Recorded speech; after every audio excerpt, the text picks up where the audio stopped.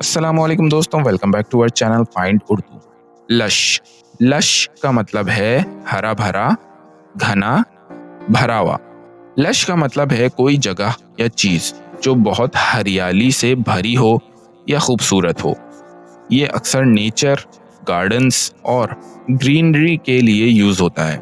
जैसे एक lush green garden वो होता है जो घना और हरियाली से भरा हो।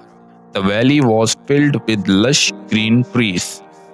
वादी घने हरियाली से भरे दरख्तों से भरी हुई है।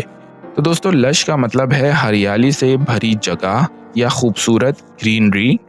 ये नेचर और लैंडस्केप्स में यूज होता है। उम्मीद है अब आपको लश का मतलब समझ में आ गया होगा। मिलते हैं नेक्स्ट वीडियो में। शुक्रिया।